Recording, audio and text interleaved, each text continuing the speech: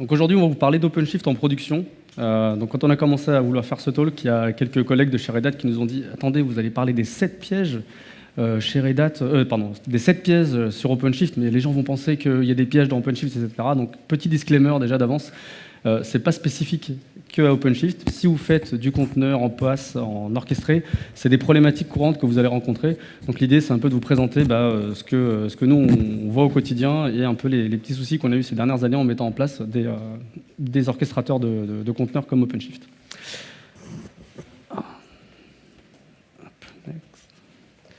Donc, je m'appelle Akram Benaissi, je suis architecte cloud chez Red Hat. Je suis OpenShifter depuis le début, donc on va dire le deuxième début, puisque OpenShift, on est à la version 3, qui est en quelque sorte un peu une version 2.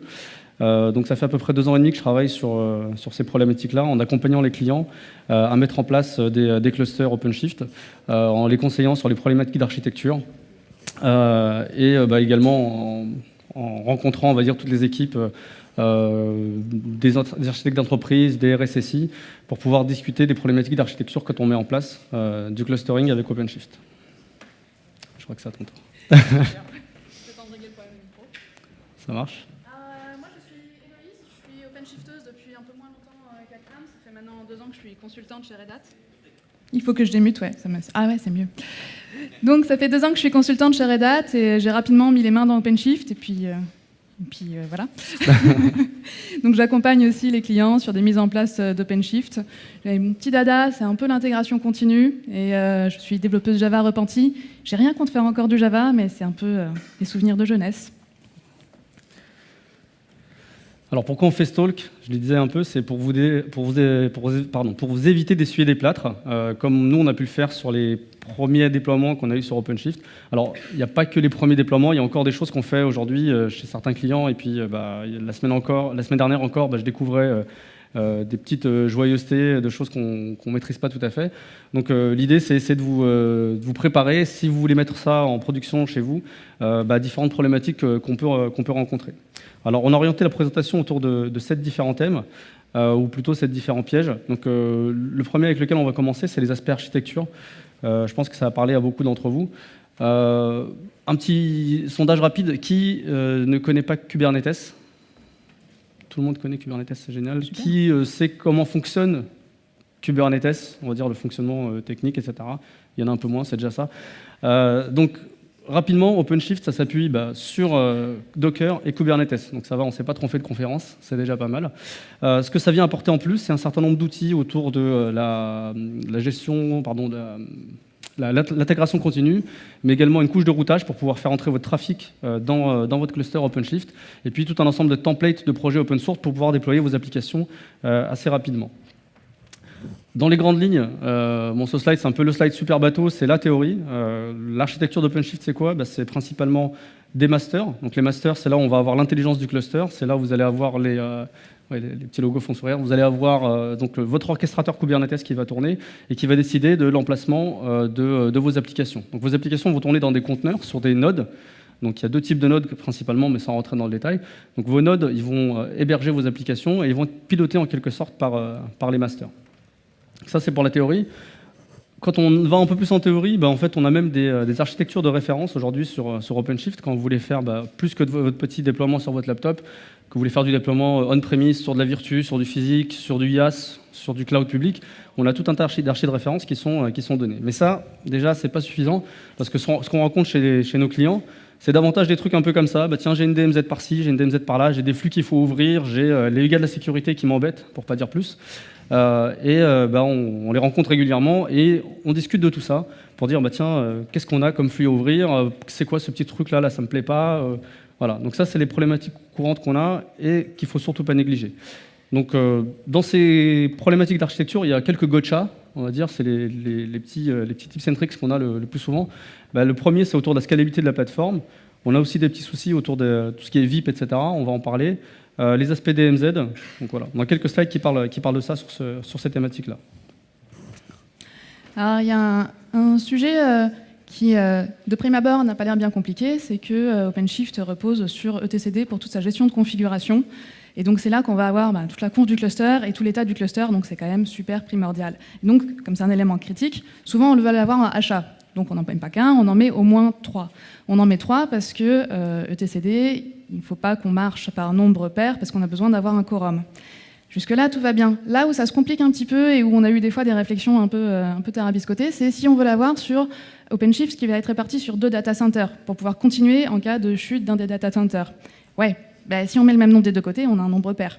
Si on met un nombre impair des deux côtés, on a un nombre pair au final.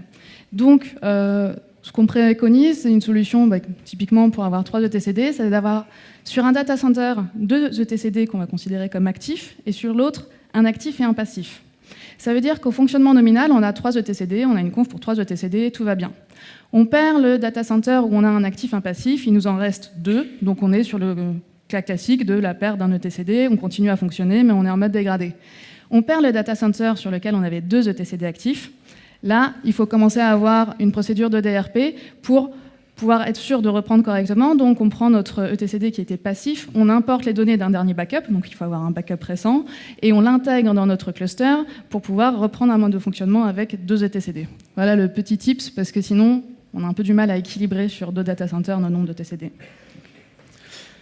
Autour de ça, il y a, ça, je crois que c'est un autre sujet dont on parle un peu plus tard, mais l'autre sujet qui nous embête souvent, c'est tout ce qui est les VIP. Donc les VIP, c'est comment vous allez faire rentrer votre trafic dans votre réseau OpenShift. Il y a 2 endroits où on fait principalement rentrer du trafic, c'est sur l'API des masters et sur les routeurs. Donc les petits soucis souvent qu'on a avec les VIP, c'est qu'ils en font un peu qu'à leur tête. Voilà. Ils ont tendance à bloquer un peu le trafic de ce qui vient derrière. Quand j'ai des masters OpenShift ou des routeurs, dès qu'ils veulent communiquer en passant par la VIP, on a des comportements qui sont un peu différents, suivant qu'on soit sur de la VIP F5, qui est un peu le grand classique, ou sur des VIP logiciels avec du firewalling, ou même dans du cloud. Donc on s'est rendu compte souvent qu'on a des problématiques qui sont complètement différentes à gérer. Et donc ça, c'est un peu le tips et trick qu'on vous donne, c'est ne jamais sous-estimer l'impact que peut avoir une VIP sur votre architecture. Alors, dans la catégorie des... à l'origine, c'était simple, et puis après, ça se complexifie. Il y a le côté multicluster. Donc, juste pour faire un rebriefing, mais normalement, vous savez déjà, vu que vous connaissez déjà tous très bien le produit, un intérêt d'OpenShift, c'est de pouvoir isoler les networks, parce qu'il y a un software defined network qui vous permet du coup d'isoler le projet, d'être sécurisé, chacun dans son petit projet tranquille. Donc, en général, le but, c'est d'avoir tout ça dans un cluster. Alors, après... Pardon. On a des clients, c'est bon, je vais faire. On a des clients qui se poussent des réflexions et qui vont avoir comme un comité de validation d'architecture et de sécurité qui va préconiser pour des raisons de sécurité d'avoir plusieurs clusters. On peut se retrouver comme ça à avoir un cluster intranet, extranet, intranet. Ça complexifie quand même un peu toute la gestion, parce que ça c'est pour la prod. On va avoir besoin d'avoir la même chose sûrement en dev ou en qualif ou les deux. Bon, ça complexifie. Et en fait, il y a un cas particulier où dans le cheminement de leur réflexion et de leur préconisation, ils ont poussé encore plus loin leurs besoins d'isolation. Et ils ont dit qu'il fallait aussi qu'on fasse un cluster par type de données. Et donc là, on s'est retrouvé avec une préconisation d'avoir 7 clusters parce qu'il fallait séparer RH, finance et support pour l'intranet et l'extranet. 7 clusters de prod. Ça commence à être un petit peu lourd à imaginer la gestion de ça. Et le pire, c'est qu'ils ne sont pas arrêtés là. Ils ont dit qu'il fallait qu'on sépare par niveau de confidentialité des données sur sur les clusters extranet. Donc on avait une préconisation de mettre en place une architecture avec 10 clusters OpenShift, rien que pour la prod. Alors la bonne nouvelle, c'est en cours de négociation, c'est qu'a priori, finalement, on pourra peut-être en avoir que 5. C'est quand même fou d'être content d'avoir que 5 clusters de prod. Donc, l'autre bonne nouvelle, c'est que c'est une problématique qu'on a régulièrement de dire comment on peut faire de la ségrégation de trafic, comment on peut faire de la ségrégation d'applications au sein de nos clusters OpenShift. Il y a une solution qui arrive autour de ça, ça va s'appeler Kubernetes. Il y en a peut-être certains qui ont entendu parler, c'est de la fédération de clusters Kubernetes. Et donc on pourra déjà simplifier, ou en tout cas avoir ce type d'architecture-là, mais simplifier la gestion et répondre à la problématique de comment j'isole mon trafic, comment j'isole mes applications. L'autre problématique qu'on a couramment, elle concerne le stockage. Donc, tous ceux qui ont touché à Docker au début de Docker, on va dire, ils sont tous forcément un peu cassés les dents sur cette problématique-là. C'est le storage driver, le driver de stockage qui est utilisé par Docker. Donc, sans rentrer dans les détails super techniques, vous avez plein de drivers possibles que vous pouvez interfacer avec vos différents systèmes de fichiers pour Docker pour pouvoir gérer le mécanisme de couche des conteneurs. Ils ne sont pas tous supportés, donc que ce soit par Red Hat ou par d'autres, même Docker Enterprise Edition, je sais qu'ils ne supportent pas tout. Pensez bien quand vous allez avoir le configuré, ce que vous allez trouver le plus souvent, c'est du device mapper avec du scene pool. Donc ça, c'est vraiment le truc à mettre en place systématiquement. Donc la bonne nouvelle, quand on installe OpenShift, ce n'était pas le cas au début, mais maintenant, c'est ce qui est configuré d'emblée sur vos nodes OpenShift. Vous allez avoir directement votre storage driver qui va être configuré avec du scene pool. Alors une bonne nouvelle, c'est qu'il y a d'autres drivers qui sont en cours de support et qui pourraient apporter de meilleures performances, donc notamment OverlayFS. Ça met un peu de temps à arriver parce qu'on n'a pas le support de SL Linux. On en parlera tout à l'heure un peu des aspects sécurité. Mais en tout cas, ça permettra d'apporter des améliorations en termes de performance, par exemple au niveau de la gestion mémoire, de la déduplication des pages de cache mémoire, etc. Alors, sur la partie stockage, il y a autre chose qu'on l'a rencontré chez plusieurs clients. Donc du coup, c'est pas forcément dans les docs officiels, mais je vous le dis quand même. Ça peut être une bonne idée de séparer la partition pour Varlib Docker et Varlib Origin, parce que ce sont deux répertoires où finalement dans le fonctionnement de votre plateforme, normalement il ne devrait pas y avoir tellement de choses, mais en pratique ça peut arriver. Dans Varlib Docker, vous allez avoir votre sortie standard qui peut se retrouver stockée là-dedans. Et donc du coup, si vous avez une application qui a un petit coup de folie et qui log à mort, ça peut vite grossir. Et dans Varlib Origin, c'est un peu plus compliqué, mais en fait ce que vous pouvez avoir dans Varlib Origin, c'est les volumes que vous avez déclarés dans vos conteneurs, mais que vous n'avez pas effectivement monté quelque part sur un persistant de volume ou monté pour de vrai.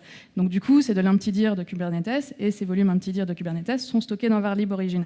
Normalement, on n'a pas de grosse masse de données de là-dedans. Donc normalement, ça ne devrait pas être un problème. Sauf que de temps en temps, il y a un problème de conf. J'ai eu un client où les Elasticsearch, je ne sais pas trop pourquoi, il y a dû avoir un problème de manip Kepkar, il n'y a pas eu la conf pour explicitement monter le volume sur le volume persistant qu'il devait y avoir. Et du coup, c'était un empty-dir, et du coup, toutes nos machines se sont écroulées parce que Elasticsearch, ça consomme un peu, et quand ça lâche est saturé, on ne peut plus faire grand-chose. Donc, des partitions séparées, ça évite la mauvaise blague de « Ah, on ne peut plus rien faire ». Du coup, je rebondis sur une des problématiques qu'on a couramment en termes de performance. Généralement, la bonne pratique, c'est de dire votre file system de votre conteneur, essayez de faire en sorte qu'il soit read-only. On l'a vu avant avec l'histoire de storage driver. Celui qui est utilisé par défaut, c'est device mapper, qui fonctionne en mode bloc. Ça marche bien, c'est assez performant, sauf quand il doit écrire beaucoup de données. Donc, dès que vous avez des données dans votre conteneur qui ont tendance à être générées, mais dont vous n'avez pas besoin, pensez bien à avoir un volume de type empty-dir, qui va écrire, pour le coup, dans Varlib Origin ici, et qui va générer vos données poubelles en quelque sorte, mais dont votre conteneur a besoin pour fonctionner. Donc ça permet deux choses. Ça permet que vous n'avez pas des I/O inutiles sur votre storage mapper driver qui vont se faire. Et puis vous ne polluez pas en gros le contenu de vos images. Ça c'est toi. Alors, ouais. Un des pièges classiques, alors pour beaucoup d'entre vous, je vais dire beaucoup d'évidence. Donc vous n'allez pas comprendre pourquoi on met ça dans les pièges, mais dans la vraie vie, on a eu beaucoup ce genre de problème chez des clients. Tout ce qui est exploitation, tout ce qui est run, comment on va gérer notre plateforme et tout ça, c'est des sujets qu'il faut bien anticiper et qu'il faut essayer de se mettre en place tout de suite dans les bonnes pratiques et la bonne réflexion, et puis pas à l'arrache après la mise en prod. C'est vraiment des sujets à creuser. Alors je commence par les flux. Vous avez souffert potentiellement peut-être déjà de problématiques de flux dans vos compagnies. Vous avez eu besoin, par exemple, d'avoir une équipe projet qui analyse et définit les flux dont vous avez besoin, qui va soumettre ça dans un fichier au format spécifique à un comité d'architecture qui va retravailler le fichier pour qu'il puisse être validé et qu'ensuite il va y avoir une saisie dans un outil spécifique avant que l'ingénieur réseau puisse traiter les demandes. J'ai déjà vu ça pour de vrai, hein. Je ne sais pas si c'est comme ça partout, mais... On va souvent. Alors, dans ce que je viens de vous dire, vous visualisez, je pense, les deux facteurs de problématique. C'est long et il y a beaucoup d'outils et d'humains, donc il y a des risques d'erreur. Donc anticipez bien à l'avance. En général, vous êtes dans l'équipe projet assez souvent, donc anticipez d'un point de vue projet qu'est-ce que vous allez avoir besoin, essayez d'être exhaustif. Prenez en compte que la sécurité va avoir tendance à vous recaler sur pas mal de choses, donc renseignez bien sur ce qui pourra passer ou pas pour limiter le nombre d'allers-retours. Et ce qui peut être sympa à faire, qu'on fait de façon régulière maintenant, c'est d'automatiser une validation de vos ouvertures de flux. Parce que le jour où vous allez avoir vos machines où tout est prêt, on vous dit « Go, les flux sont ouverts, on peut installer ». Ah, mais l'install, elle a planté parce qu'en fait, le flux, il n'a pas été ouvert sur le bon port. Automatiser ça se fait, on l'a déjà fait en Ansible, il y a des gens qui ont des outils maison pour le faire, peu importe, vous automatisez comme ça, quand on vous dit go, vous lancez, vous checkez, et vous pouvez tout de suite revoir votre copie, vous ne perdez pas de temps. Et puis surtout, parce que je l'ai vu en vrai, lancez régulièrement votre test de flux dans vos éléments de diagnostic et remontez une alerte, parce que des endroits où on vous coupe un flux sans raison, sans prévenir, ça arrive. Et à analyser, ça peut être très compliqué, parce qu'en général, on ne se dit pas qu'on nous a coupé un flux tout d'un coup. Donc le sujet des flux, il est important à ne pas oublier. Un conseil aussi, c'est de vous mettre dans la philosophie qui normalement est censée être courante maintenant, mais qui n'est pas toujours, c'est qu'il faut être toujours capable de tout reconstruire, il faut avoir tout automatisé. Alors je vous mets un gros logo Ansible, parce que l'install OpenShift c'est Ansible, et puis parce que je suis chez Red Hat et que c'est Ansible, et puis parce qu'Ansible c'est cool. Mais du coup, c'est plus simple, comme on a un playbook d'install OpenShift de toute façon à dérouler, vous pouvez faire un playbook chapeau, c'est pas super compliqué, on s'y met bien, si vous n'avez pas l'habitude, ça passe bien. Et toutes les étapes de préinstallation que vous pouvez avoir besoin de faire, telles que créer des partitions, gérer des souscriptions, gérer des installs de packages spécifiques que vous voulez, enfin tout ce que vous pouvez avoir besoin en étape de préinstallation, vous pouvez le mettre dans un playbook, et en post-install, configurer vos logs, vos métriques, préinstaller tout ce que vous avez besoin pour avoir une plateforme qui est up and running, ça peut se mettre dans un playbook chapeau. Et ça permet que vous êtes capable, si vous avez un pépin, vous reconstruisez tout, de l'AVM jusqu'à la fin, ça prend 1h30, si vous avez bien tout roulé, ça prend moins même. Et ça permet aussi que vous assurez d'avoir un référentiel, à défaut d'une documentation où tout est bien stocké, parce que le but, c'est de ne plus être dans la situation où Michel, il mettait en prod l'application, mais on ne sait pas comment il a fait, il est parti en vacances. Donc c'est bien, vous l'aurez plus d'un point de vue applicatif, mais il ne faut pas l'avoir d'un point de vue plateforme. Il ne faut pas que ce soit Michel qui a fait une modif sur la plateforme et on ne sait pas ce qui s'est passé. Donc au final, votre playbook Ansible, ce sera votre référence, ça sera votre documentation en quelque sorte, et vous êtes sûr que vous avez tout dedans, quand il y a une modif, ça va dedans, et ça vous permet d'éviter les plateformes où on ne sait plus trop ce qui s'est passé, pourquoi, comment. Tu as vérifié que Michel n'était pas dans la salle? Il s'appelle pas Michel en vrai. Ah d'accord. C'est un faux nom. C'est un nom d'emprunt. Autre chose qui est, je sais pour beaucoup d'entre vous, complètement évident, mais il faut avoir une sandbox ISO-prod. On ne va pas commencer à tester des changements de configuration sur la prod. Donc même pour préparer votre install, vous allez la faire en avance de phase, de préférence sur une sandbox, et ensuite vous allez avoir les upgrades à passer au fur et à mesure, parce que le produit vit. Globalement, ça se passe plutôt bien, les upgrades. Mais dans ma phrase, il y a globalement. Donc il vaut mieux le faire sur une sandbox.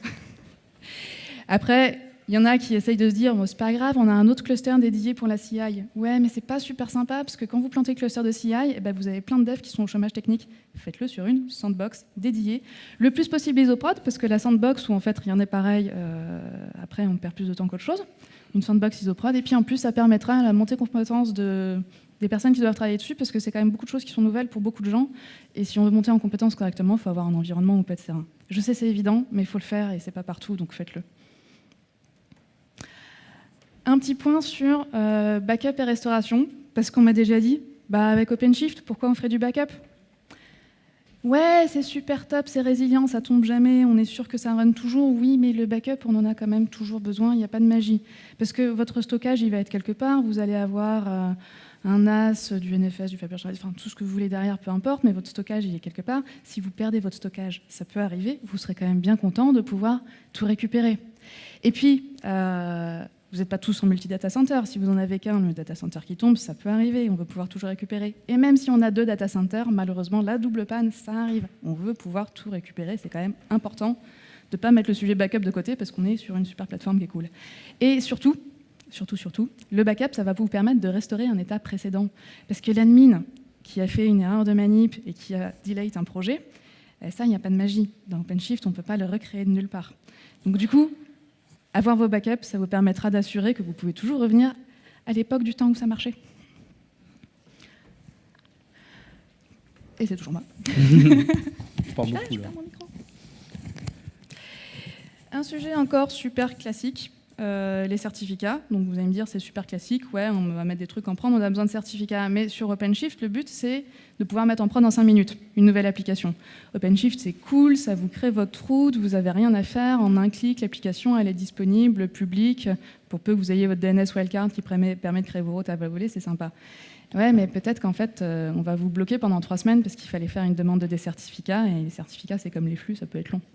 Si vous ne voulez pas avoir ce risque-là, il faut demander un certificat wildcard. Et d'expérience, ça peut paraître simple et évident, mais des fois, il faut négocier un peu avec la sécurité. Donc, demandez longtemps à l'avance votre certificat wildcard qui va vous permettre de, quand vous créez une nouvelle application, qu'elle soit immédiatement disponible et sécurisée.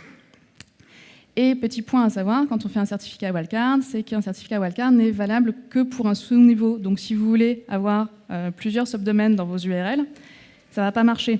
Parce qu'on est souvent tenté de le faire, parce qu'on a souvent une archi compliquée qui fait qu'on a plusieurs domaines qu'on voudra qui puissent être gérés par OpenShift. Et donc, du coup, on se dit, allez, on prend le domaine chapeau, on met le certificat wildcard là-dessus, ça sera valable pour tous les enfants de la Terre qu'on voudra. Non, il n'y a qu'un seul niveau. Donc, si vous en avez plusieurs, il faut faire plusieurs demandes de certificat wildcard. Deuxième sujet, certificats, c'est les certificats qui sont utilisés par la plateforme. Dans OpenShift, tous les flux sont en HTTPS, c'est cool, c'est crypté, youpi. Ouais, mais OpenShift, il ne fait pas de magie, encore une fois. Si on ne lui a rien dit de particulier, tout est en certificat auto-signé. Des fois, ça passe. Et des fois, la Sécu, elle n'est pas d'accord. Donc pareil, renseignez-vous à l'avance, ça permet de gagner du temps. Et la Sécu, des fois, elle ne veut pas que vous ayez des certificats auto-signés sur votre plateforme. Ce qui se comprend, et du coup, de façon tout à fait logique, c'est complètement gérable dans OpenShift. Il suffit d'avoir une délégation de CA, on le configure à l'install et ça marche. Mais la délégation de CA, vous allez souvent vous la faire refuser, en fait. Donc, prévoyez, parce qu'il faut faire la demande, il faut négocier et il faut pouvoir mettre en place le plan B, qui est de demander la flopée de certificats qu'il vous faudra configurer à la main si vous n'avez pas la délégation de CA. Et je crois que c'est tout pour moi. Il y avait le point sur Garbage Collector. C'est vrai. Un petit point sur la Garbage Collection, au run de l'application. Il y a une partie qui est cool, c'est que maintenant le nettoyage se fait plutôt bien sur OpenShift des conteneurs qui sont inactifs, qui sont exited. Donc ça, normalement, vous n'avez pas trop à vous en préoccuper. Par contre, le nettoyage des images, potentiellement, il faut passer un peu à la main dessus, parce que sinon, on a un stockage Docker qui va fortement monter sur vos nodes et sur votre registry.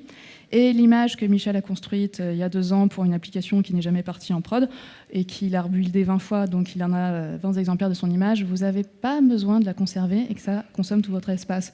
Donc automatiser un petit cron qui vous fait un petit Docker RMI, il n'y a rien d'exceptionnel. C'est pas... Et puis supprimer les volumes orphelins, c'est toujours sympa aussi. Ça vous évite le cas tellement courant et tellement désagréable que si vous faites du conteneur, vous avez déjà vécu quand on sature le stockage Docker ou qu'on sature la registry, c'est chiant, quoi. Cool.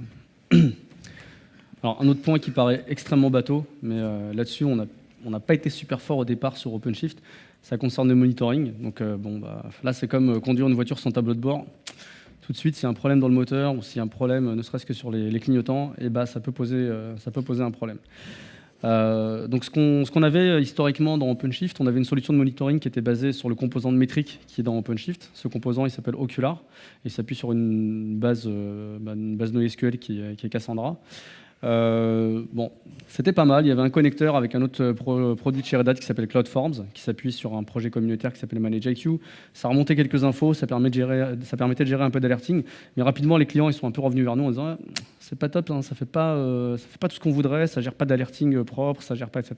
Donc la bonne nouvelle, c'est que Red Hat, on va investir fortement dans Prometheus, qui est déjà une solution qui est intégrée dans Kubernetes, et on va étendre ça donc à différents aspects du monitoring dans OpenShift. Donc ça, c'est vraiment le gros piège à éviter. C'est bon, malheureusement, hein, c'est pas très corporate, on va dire, de dire ça pour l'instant, mais si vous voulez vraiment du monitoring qui soit efficace, performant, puissant, vous pouvez mettre ça en place. Donc c'est déjà des trucs qu'on a mis en place chez les clients, donc en se basant sur Prometheus, des dashboards Grafana, c'est dispo sur GitHub. Je vous ai mis le lien, vous les aurez sur le slide. Et donc typiquement, ça permet d'aller exposer tout un tas de métriques. Donc déjà, ça récupère les métriques qu'il y a dans le Kubernetes qui sont exposées. Ça rajoute donc le composant node expertoire pour récupérer les métriques très bas niveau des différents nodes. Donc typiquement, vous avez vos IO qui sont monitorés directement. Bon, le network, vous l'avez déjà, etc. Donc ça, c'est juste un extrait du dashboard. L'autre point qu'on monitor, c'est aussi l'OpenShift Router, qui se base lui sur HAProxy. Donc ça, c'est déjà quelque chose qui est documenté, qui est fourni out of the box dans OpenShift. Si on veut exposer les métriques du HAProxy, on a juste un sidecar container qui est à configurer. Et puis, on a les métriques de l'OpenShift Router. Donc ça va vous donner le nombre de requêtes, les temps par seconde, etc. des différentes requêtes. Et en mettant en place ce qu'on a vu sur le slide précédent, vous pouvez aller scraper ces métriques-là du HAProxy et les agréger dans un tableau de bord et du coup avoir un suivi beaucoup plus efficace de voir où est-ce que mon trafic il se bloque, est-ce que c'est dans mon routeur, est-ce que c'est ma base de données qui met du temps à répondre, est-ce que c'est mes services, etc. Donc voilà, ça c'est vraiment le point à ne pas négliger et ça vaut le coup de prendre un peu de temps pour le mettre en place. Et donc je pense que prochainement ça arrivera en tant que chose supportée dans OpenShift. Un autre problème classique que des fois on a pu rencontrer chez des clients, c'est souvent le côté de croire que OpenShift est magique.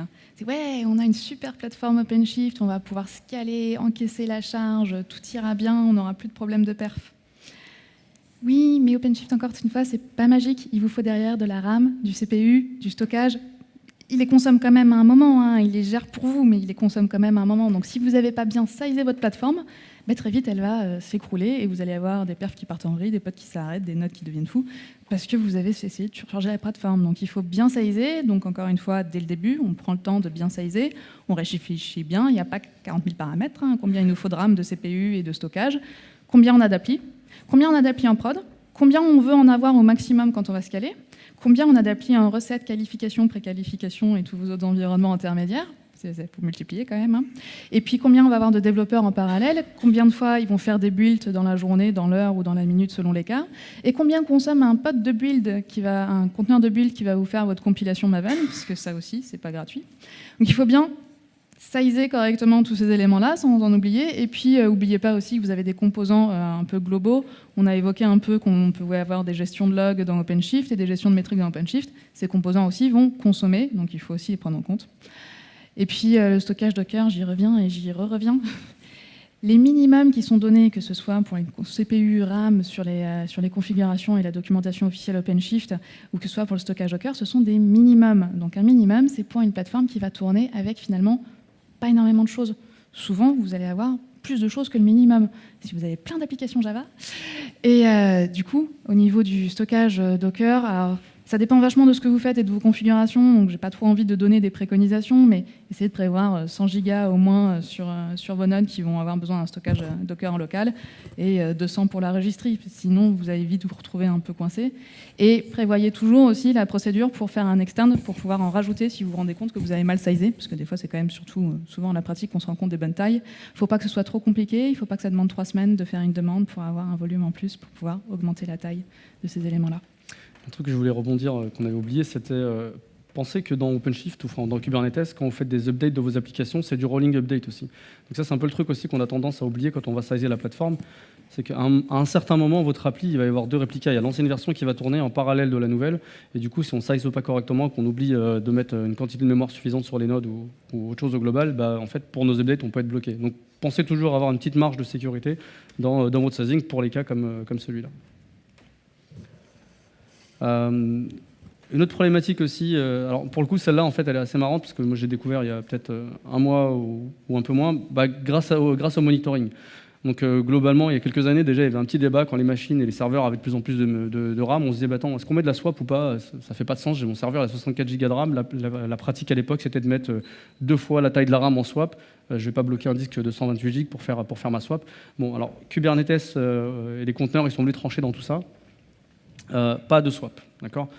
C'est un truc absolument à désactiver. Alors pourquoi? Parce qu'en fait, Kubernetes, entre autres, il va s'appuyer sur un certain nombre d'indicateurs qu'il va retrouver au niveau du kernel. Donc notamment, il va détecter quand il y a de la memory pressure au niveau des nodes, et c'est sur ça qu'il va aussi orienter son scheduler. Donc s'il n'est pas capable de détecter cette memory pressure, ce qui se produit quand on a la swap, bien votre ordonnancement de vos nodes va mal se passer. Vous allez potentiellement avoir davantage de pods qui vont tourner sur des nodes, et ça vous expose à des risques de OEM killer et donc de vos conteneurs qui se font tuer un peu de manière aléatoire.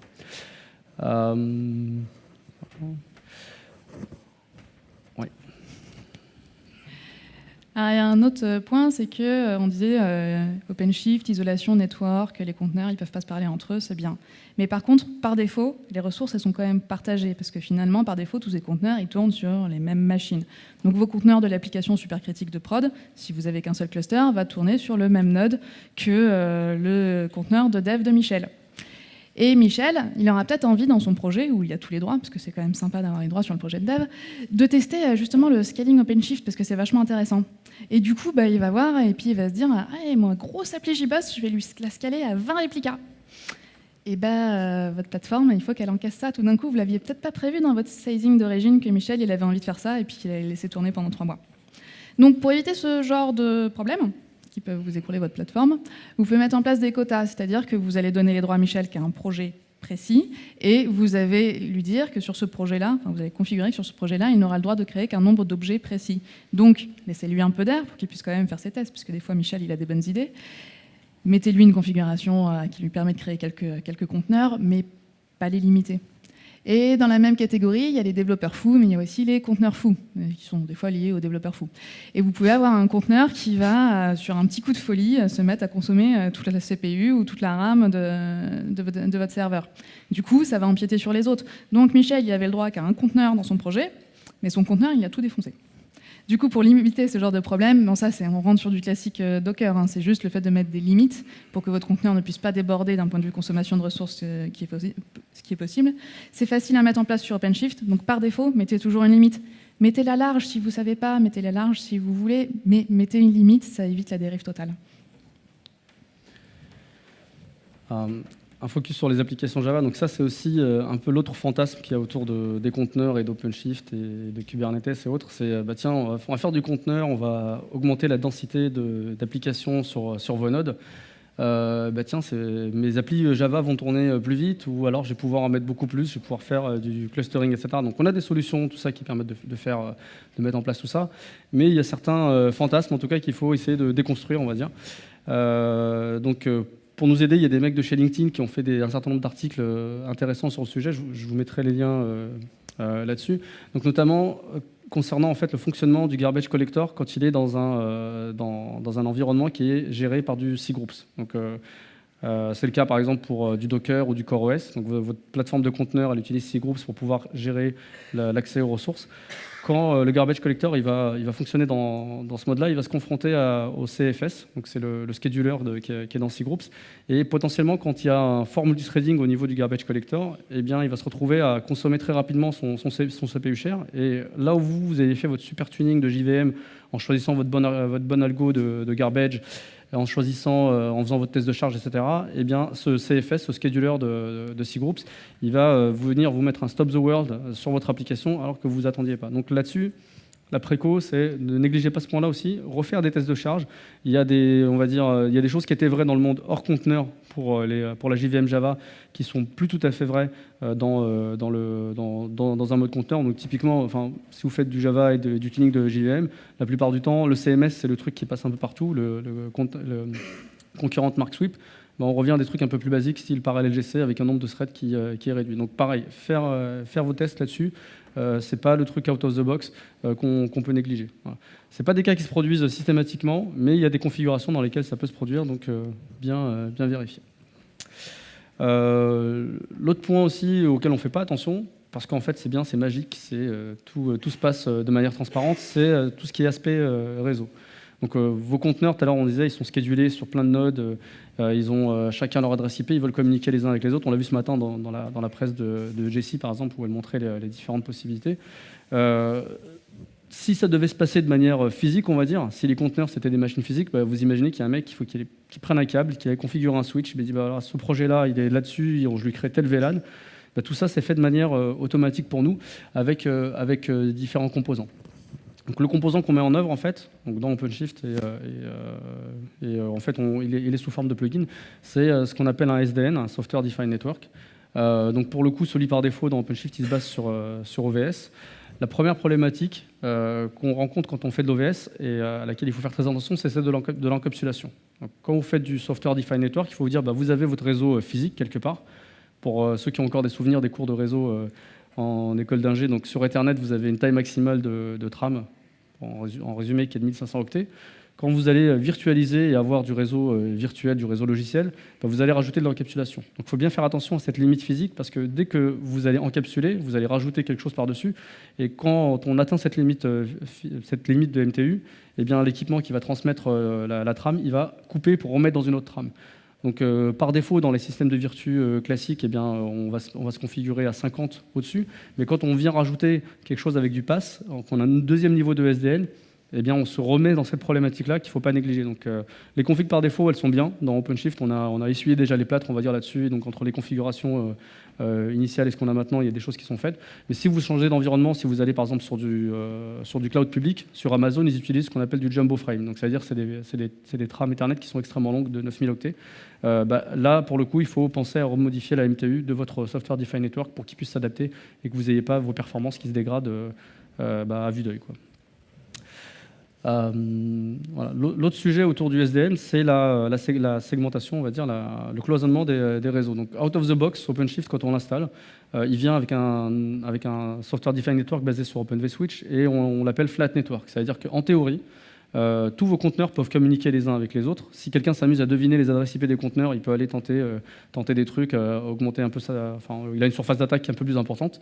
Du coup, un des trucs auxquels il faut faire attention, c'est de ne pas utiliser le plugin par défaut, mais d'utiliser le plugin multi-tenant. Donc celui-là, en fait, ce qu'il va faire, c'est qu'on va utiliser, pour chaque projet, il y a un ID de réseau qui est créé, et puis on a un switch virtuel et une entrée qui est faite dans le switch virtuel pour chacun des projets. Donc à ce moment-là, vous avez la ségrégation de votre trafic qui est faite directement au niveau de l'OVS. L'autre point, c'est pour tout ce qui est les protocoles autres. Donc le pass, c'est génial. On peut exposer nos applis web, c'est le monde du web. On ouvre en HTTP, en HTTPS.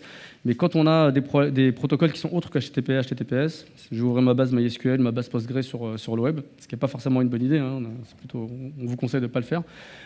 Qu'est-ce qu'on fait? Donc là-dessus, il y a différentes possibilités.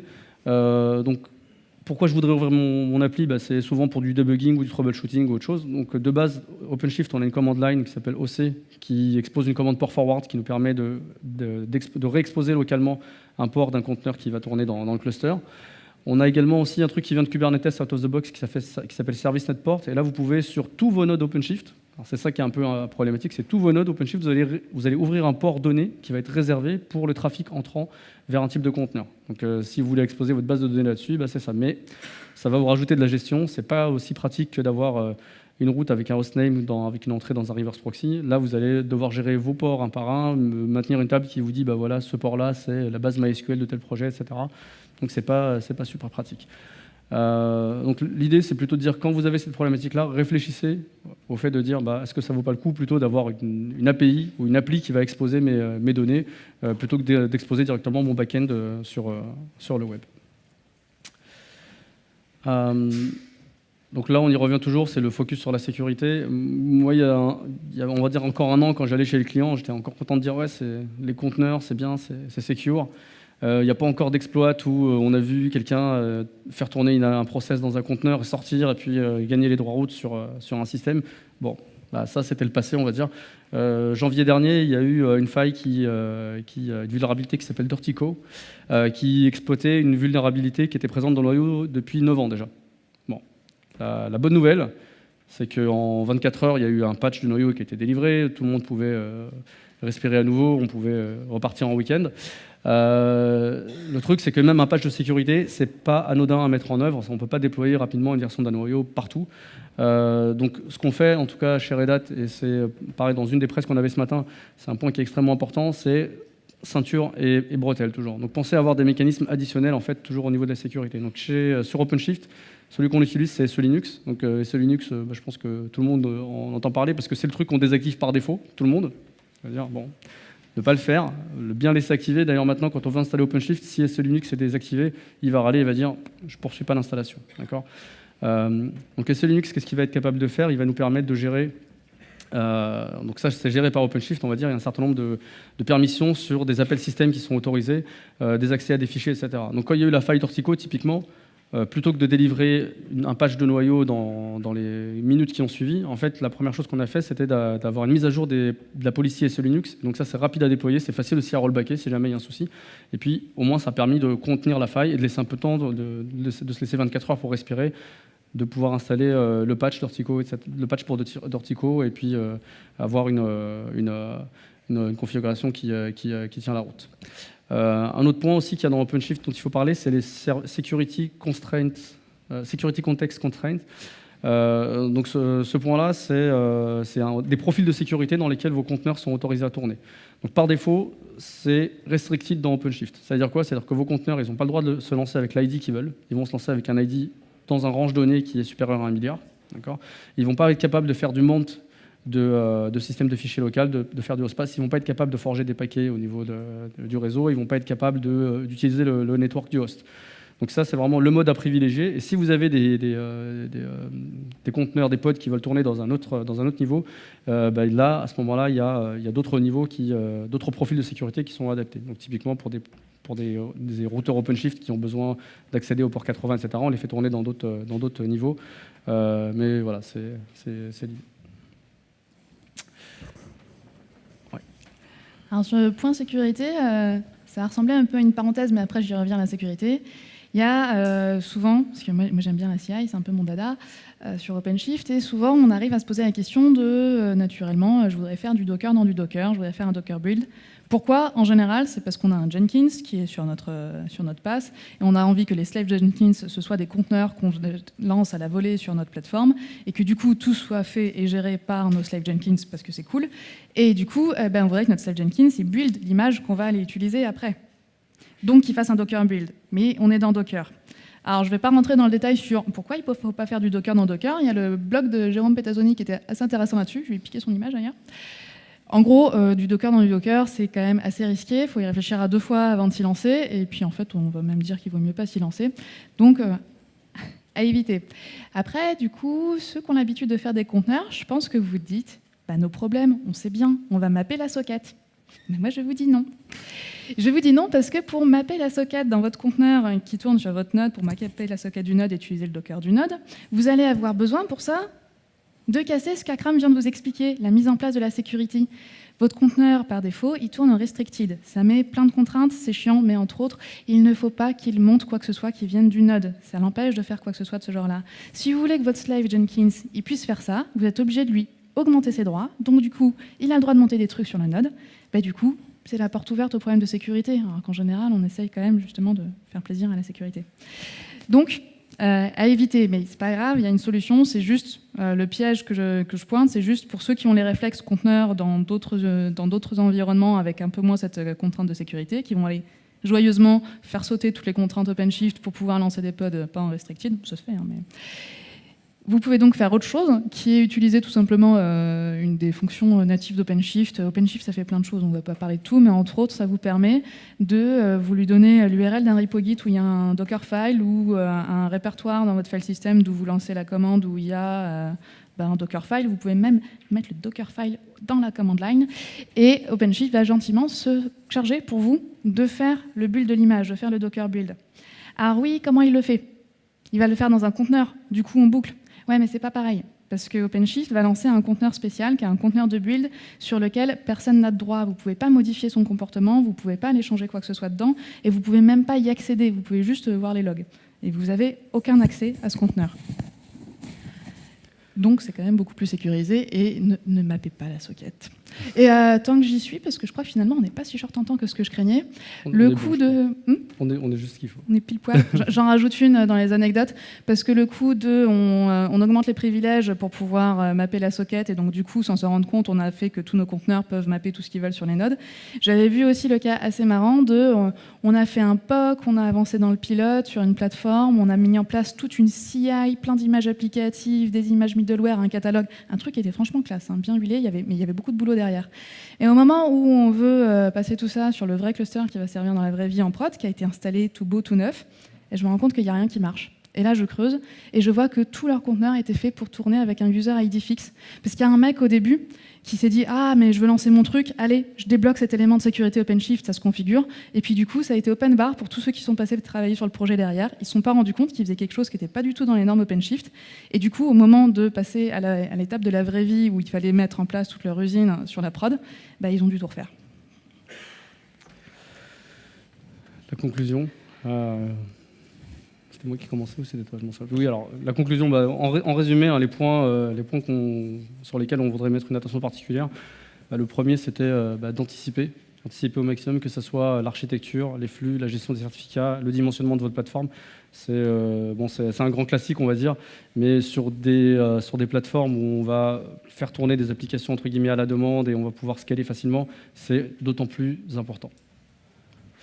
Après, on pourrait dire simplifier, parce que vous voyez que là, on vous a donné que quelques exemples, hein, mais une architecture OpenShift, ça peut vite devenir très complexe, parce qu'on veut isoler en zone réseau, on a des VIP, on veut plein de clusters, on a plein de contraintes dans tous les sens, et puis on a des flux IP par IP super compliqués. essayez de simplifier au maximum votre architecture. Souvent, on s'encombre de complexités qui ne valent pas le coup, et souvent, on essaye un peu de coller dans un modèle à l'ancienne, alors que finalement, maintenant, on peut faire plus simple. Il faut juste accepter de comprendre comment ça marche. Une couche de contrôle, un peu, donc on a inversé nos points. Mais oui, on a inversé nos points. Attends, on réinverse si tu veux. Donc penser quota, limite, etc. C'est bien, on va dire, d'avoir un pass, ça vous fournit un espace de créativité et de liberté pour les développements. Bon, c'est pas open bar non plus, il faut penser toujours à mettre des limites, des quotas, ça aide à faire à gérer le vivre ensemble, on va dire. Je rajoute sur contrôler, parce que c'est quand même un point... J'ai l'impression de jouer le bad cop assez souvent. Je répète, j'arrête pas de dire aux gens qu'il faut pas faire ça, il faut pas lever la sécurité, il faut mettre des limites, il faut pas laisser les gens faire ça. Mais c'est pas parce que je veux bloquer les gens, au contraire, c'est que si on met bien les limites comme il faut, on va pouvoir donner la liberté aux devs de faire ce qu'ils veulent et d'avoir un pipeline fluide parce qu'on sera sécurisé et parce qu'on aura cadré. Et sinon, on va se retrouver à devoir tout couper derrière. Monitoring. Je te le laisse, ouais, toi, donc, voilà, ça parle de soins, de monitoring. Je disais tout à l'heure, c'est le tableau de bord de votre voiture. Si vous ne savez pas combien il vous reste d'essence dans le réservoir, vous ne pouvez pas avancer longtemps, donc pensez bien à développer ça. Donc il y a plein de solutions de monitoring qui existent au sein des entreprises ou autres. Donc on en a poussé quelques-unes dans OpenShift. Si vous voulez travailler sur l'intégration des différentes, il y a des petits projets open source qui font l'intégration avec Nagios ou autre. Donc c'est le point à vraiment pas négliger. Voilà.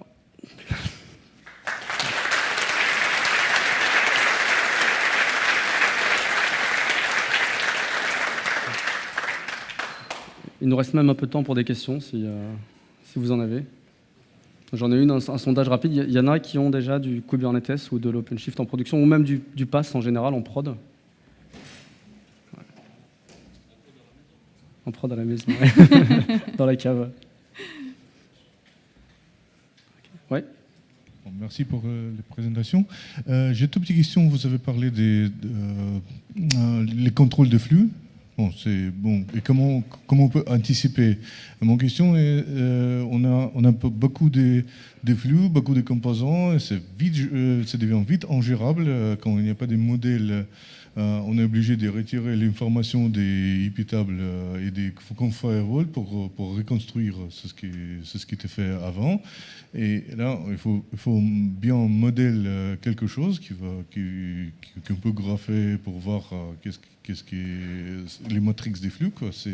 Est-ce qu'il y a quelque chose au niveau des OpenShift qui nous aide? Au niveau de la documentation, effectivement, on a déjà des matrices de flux qui nous disent les différents ports à ouvrir quand on veut mettre une config OpenShift.